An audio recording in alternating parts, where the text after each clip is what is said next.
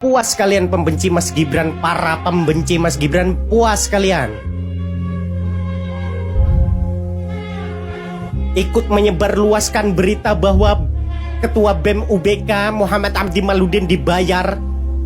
Cuma baca judul, baca thumbnail, lihat angka, lihat uang, lihat istana, lihat Gibran, akhirnya nyebar kemana-mana fitnahan kalian.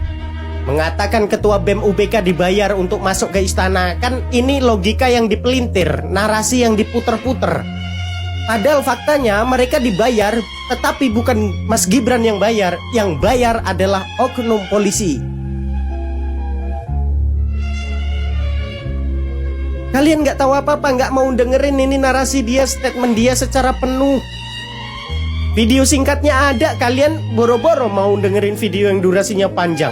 Video singkatnya aja kalian nggak mau denger. Baru baca judul langsung lari ke video-videonya atau ke VT-VT-nya pendukung Pak Jokowi, pendukung Mas Gibran. Kalian komentar di situ beruntutan. Banyak banget kalian komentar bilang, ternyata dibayar, ternyata dibayar, ternyata dibayar. Yang lebih parah lagi yang bilang dibayar sama Gibran untuk datang ke istana. Ini kan pernyataan yang dipelintir, narasi yang dipelintir. Ini bohong besar.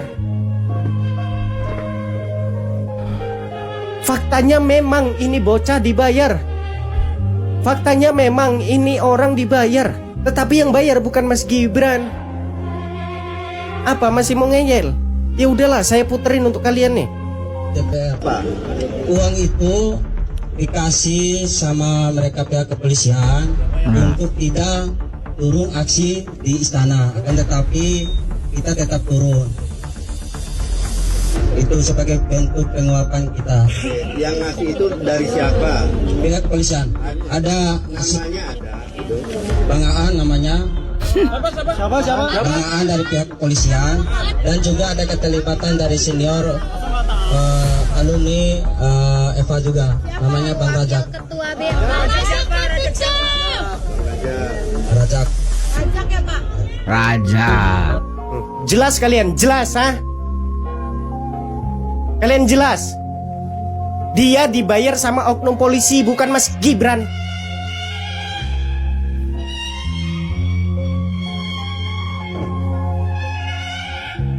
Masih aja terus-terusan jelek-jelekin, jatuhin nama Mas Gibran. Ya udah terserah. Emang matanya jelalatan kalau ngelihat uang, lihat angka, itu jelalatan matanya. Yang bayar siapa, yang disalahin siapa? Kalau mau berusaha menjatuhkan nama baik orang lain, pakai cara yang lebih keren lah. Bukan pakai cara kayak gini, malu-maluin. Nggak mau nonton, nggak mau nelaah, cuman baca judul ikut nyebarin, malu-maluin. Mudah-mudahan rakyat Indonesia nggak mudah termakan narasi-narasi yang penuh dengan kebohongan seperti ini. Baik, terima kasih. Salam sehat, salam sejahtera. Salam NKRI merdeka. Butuh MBG, Prabowo. Saya tidak butuh MBG. Kami tidak butuh MBG. Wahai yang ada di sana, kami hanya butuh perlindungan. Buat para emak-emak yang demo, ya, ingat, MBG bukan untuk usia kalian, apalagi yang sudah over gizinya. Saya lihat ibu yang demo ini udah over gizinya. Kayaknya lebih pantas daripada MBG, mendingan ibu concern ke kesehatan, seperti diet bu, ya, puasa, olahraga bu, biar badannya ideal. MBG itu untuk anak Indonesia, khususnya anak-anak yang tidak mampu. Kalau memang anak ibu tidak mau MBG, ya nggak masalah. Mungkin ibu lebih mampu kali ya, yang bisa memenuhi kebutuhan gizinya. Bisa jadi. MBG juga untuk anak-anak yang dalam fase tumbuh kembang, Bu. Kalau ibu mah udah berhenti berkembang. Kalau ibu dikasih gizi, ya dikasih MBG, yang ada ibu berkembangnya ke depan dan belakang, samping, kiri, kanan. Begitu, Bu. Jadi tolong ya Bu, punya concern sedikit tentang investasi gizi untuk anak Indonesia. Dan anak Indonesia itu bukan hanya di Pulau Jawa yang ibu tempati hari ini.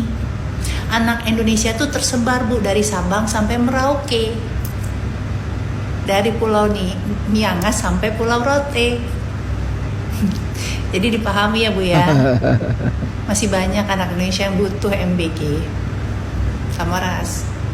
Iyalah, orang-orang tuh pada gak ngerti apa ya. Kalau MBG itu ada sasarannya, yaitu anak sekolah, ya kan? Seperti yang ibu tadi sebutkan.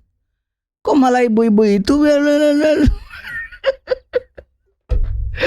aduh, emang untuk siapa MBG, Bu? Belajar lagi, tanya, jangan saja blok aja MBG itu buat apa? Kasih paham juga, Bu. Kami tidak butuh MBG. Lah ya lucu ya ibu iki bro-bro saya tidak butuh MBG. Hah? Ambil sopo sing ngekei. Wong awak ya wis gede. Hah? Wis kakan lemak ya ora butuh MBG. Wong yo ibu iki yo ora hamil, ora ibu menyusui, yo ora bakal dikei MBG. Oh yo dudu siswa. Hah? Sing dikei MBG ku ibu hamil, lansia, balita, anak TK, SD, SMP, SMA iku sing dikei MBG. Lah ya sapa sing ngekei ibu iki MBG iso bengok-bengok ora ada sing ngekei. Paham gak sih? Boleh ku tunggu yo Lah ngone apa iki pihak SPP ngekei MBG ibu iki ya tambah kakean gizi sih wong iki. Ya makanya orang perlu MBG. Tuh lihat ya, lihat nih. Saya tidak Pakaian ibu butuh apa? MBG. Dia pakai beginian guys. lihat benderanya tuh. Gimana kalau posisinya kita rubah teman-teman? Apabila nih teman-teman atau adik-adik kita dari SD sampai SMA menuntut presiden untuk menghapuskan beasiswa untuk mahasiswa, gimana perasaannya? Karena apa? Karena mereka melihat banyak teman-teman mahasiswa mengurus, bahkan mengurus supaya dapat surat miskin, mengurus beasiswa hanya untuk membeli handphone iPhone supaya terlihat kaya gitu. Dan mereka merasa ini hanya penyalahgunaan anggaran, ini banyak korupsi di sini. Anak-anak atau teman-teman mahasiswa, kakak-kakak kami yang mahasiswa mendapatkan beasiswa itu hanya untuk gaya-gayaan gitu. Gimana posisinya? Dan saat ini teman-teman bisa melihat anak-anak sekolah, anak-anak SD, SMP, SMA sangat merasakan manfaat dari MBG. Bukan hanya itu, para petani sangat sejahtera saat ini. Karena apa? Karena hasil dari tanaman mereka, hasil dari pertanian mereka saat ini banyak yang dikelola dari dapur-dapur MBG. Bukan hanya itu juga, banyak sekali saat ini lapangan pekerjaan terbuka. Jadi ketika posisi ini dibalik, bagaimana tanggapan dari teman-teman mahasiswa? Dan ketika anak-anak SD boleh bermain media sosial, anak-anak SMP, SMA boleh bermain media sosial, mungkin mereka juga akan bersuara, kami ingin biaya siswa untuk mahasiswa dihapuskan. Karena penyalahgunaan anggaran ini digunakan hanya untuk membeli handphone iPhone supaya terlihat lebih ganteng, lebih cakep, dan terlihat lebih kaya. Ini jadi teman-teman, sebenarnya kalau teman-teman melihat dari segi manfaat, dari segi kebijakan ini adalah kebijakan yang luar biasa.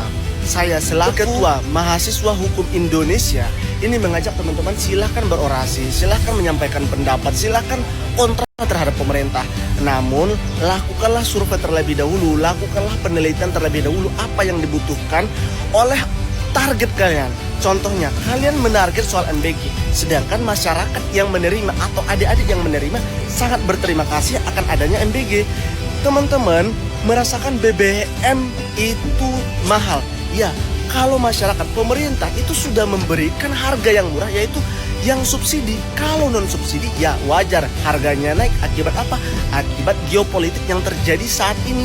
Teman-teman bisa lihat sendiri, teman-teman kan mahasiswa, harusnya lebih aktif mencari data, lebih aktif mencari informasi. Dan soal ketahanan pangan dan penghematan anggaran, sudah dari jauh hari Bapak Presiden terbaik bangsa sudah melakukan penghematan anggaran dengan melakukan efisiensi. Jadi teman-teman, mari rubah cara berpikirnya, perbanyak isinya, kita jadikan anak muda saat ini menjadi anak muda yang hebat, kuat, dan bermartabat. Itu baru mahasiswa idaman. Maka dari itu kami dari Ismahi mengajak, mari berkolaborasi.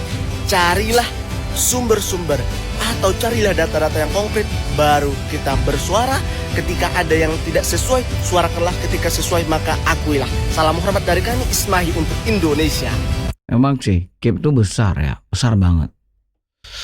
Ya yang jelas biasanya tuh per semester udah ada yang dapat 4 juta, 5 juta. Per semester ada yang dapat 8 juta, 10 juta. Ini gimana kalau semuanya anak-anak SD malah mendemo para mahasiswa ini supaya KIP-nya diberhentikan. Disebutkan ya bahwa ada sesuatu yang lebih penting sebetulnya dari mengisi perut lapar itu. Ada orang-orang pintar yang mengatakan ada lebih genting dari perut lapar. Saya kira nggak ada lebih genting dari perut lapar. Orang perut lapar itu kalau nggak segera diisi, ya dia mati.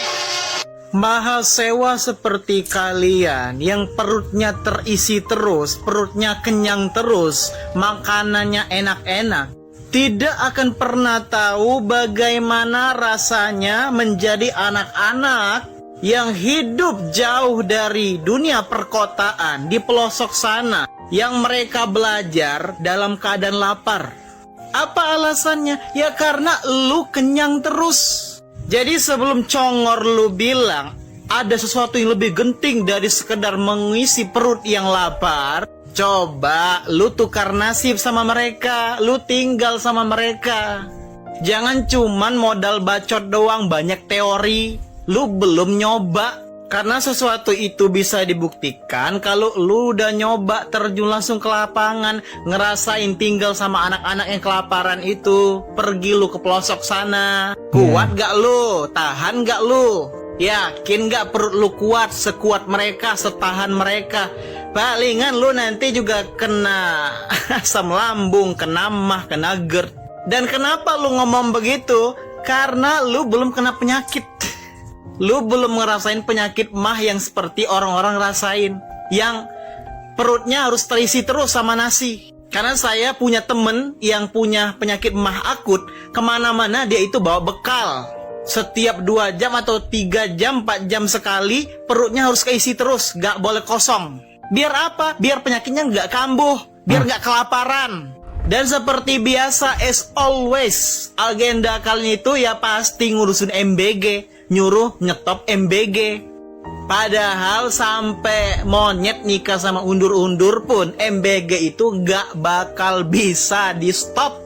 Karena program MBG itu sudah di-approve, sudah disetujui rakyat lewat Pilpres. Dalam kata lain, program MBG itu tidak bisa dihentikan karena merupakan mandat rakyat dan kontrak politik Presiden Prabowo Subianto yang telah disahkan sebagai program prioritas nasional. Ya sama seperti junjungan lu itu, kalau junjungan lu kemarin menang, programnya pendidikan gratis, ya udah, nggak bisa di stop itu. Atau apalagi itu, program kuota gratis, BBM gratis, ya sama aja, nggak bisa dihentikan. Jangan seenak jidat lu mau dikit-dikit berhenti, dikit-dikit berhenti. Solusi kagak ada, tapi berhenti nomor 1. Solusinya apa kalian itu andalannya? Andalannya itu solusinya diganti pendidikan gratis. Ya sekarang gue tanya balik, apakah anak-anak yang udah dikasih MBG itu ya mau diganti itu programnya? Coba aja lu tanya, lu survei langsung, mau nggak mereka diganti sama pendidikan gratis? Tapi saya nggak kaget lagi sih, karena pas lihat tampangnya udah bisa ketebak ini pendukungnya siapa.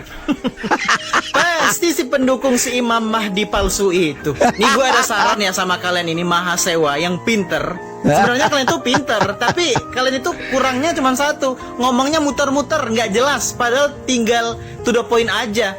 Saya mau presidennya Anies, makzulkan Prabowo Gibran, gantinya Anies. Selesai.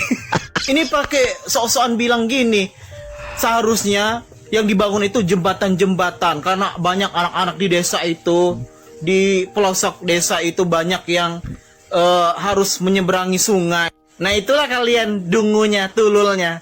Kedunguan kalian itu akut, punya kuota nggak dipakai, padahal bisa loh cari tahu dulu gitu. Diketik loh di Google itu, apakah ada jembatan yang dibangun di era Prabowo sekarang ini? Nah langsung muncul. Ini yang baru selesai dibangun nih, masih ada ribuan lagi yang mau dibangun. Nah, jembatannya udah mau dibangun. Nah, tinggal kalian lagi nih yang belum bangun.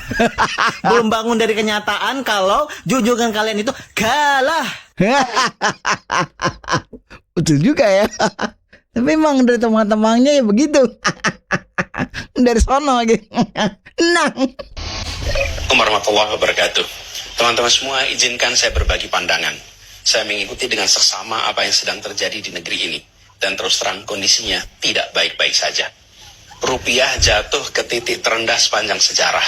Harga-harga naik, kesempatan kerja menyempit, daya beli rumah tangga melemah, tabungan tergerus. Dan ini berdampak pada hajat hidup orang banyak. Tantangan di depan juga masih panjang. Anies. Dasar Anies pengangguran. Paling kuat framing pemerintah.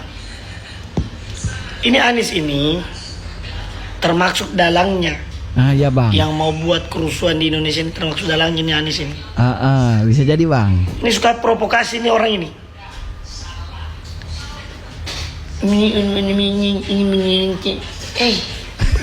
Masyarakat yang mana yang kau bilang? Kita di sini tenang-tenang ji. Nggak ada juga yang kesusahan bagaimana kesusahannya. Malah petani. Coba lihat pengakuan petani bagaimana. Sebagian petani di Indonesia, sebagian besar petani Indonesia sekarang itu merdeka. Karena hasil pertanian mereka itu sekarang dihargai. Dan masyarakat yang lain yang cerdas, yang melihat bagaimana perkembangan dan kemajuan sekarang, dan apa yang sudah diusahakan dengan Pak Presiden Prabowo. Jadi Presiden Prabowo ini, dia itu sedang membangun fondasi yang kuat buat Indonesia ini. Kau tahu? Yes. Sebenarnya kau tahu, hanya memang kau cari masalah saja. Karena kau memang itu kepengen sekali mau jadi presiden. Kau tunggu dulu. Kau tunggu nanti 2029 baru kau mencalonkan lagi. Kalau kau terpilih. Tapi saya yakin kau tidak akan terpilih. Kau hanya mimpi. Kau tidak akan terpilih. Kenapa? Saya dulu ini yang pilih kau. Tapi setelah saya ikuti, ternyata kau ini memang orangnya ini, menurut saya, kau ini orangnya picik. Kau ini orangnya hatimu busuk itu. Memang kau ini orang yang tidak tahu diri. Dulu saja kau sudah dibantu dengan Pak Prabowo, tapi kau tidak tahu berterima kasih, malah kau jatuh-jatuhkan Pak Prabowo. Nah, setelah saya lihat realitanya yang terjadi, saya pelajari dari bagaimana modelmu, lawakanmu. Ternyata kau ini memang orangnya busuk orang ini. Busuk orang ini. Hatimu busuk, penuh iri dengki, keserakahan. Kau ingin, kalau kau ingin jadi presiden, apalagi dalam keadaan situasi seperti ini, di sana itu masih terjadi perang. Sampai sekarang itu masih belum kondusif, masih belum normal keadaannya. Mungkin Indonesia ini akan lebih parah, saya tahu. Kenapa saya bilang saya lebih parah?